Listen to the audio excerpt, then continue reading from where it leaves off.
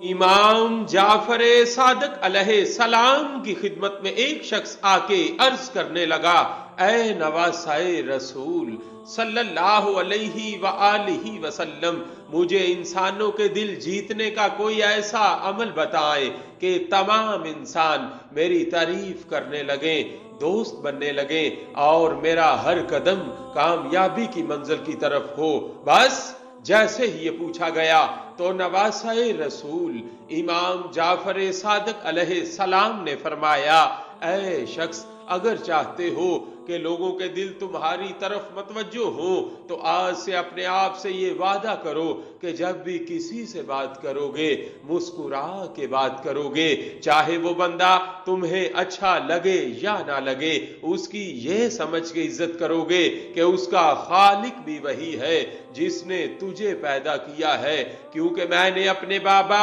انہوں نے اپنے بابا، انہوں نے اپنے بابا اور انہوں نے اللہ کے رسول صلی اللہ علیہ وآلہ وسلم سے سنا کہ جو انسان اللہ کی مخلوق کی عزت کرتا ہے، مسکرا کے بات کرتا ہے، تو اللہ کی تمام خدائی ہر اس مخلوق کا دل اس انسان کی طرف جھکا دیتی ہے، اور یوں وہ انسان کامیابی میں آسانی، مشکلات کو خود سے دور اور اپنی ہر منزل اپنے سامنے پاتا ہے، اور اللہ اس انسان کو تحفے میں اپنی مخلوقات کے دلوں پر راج کرنے کی نعمت سے نوازتا ہے۔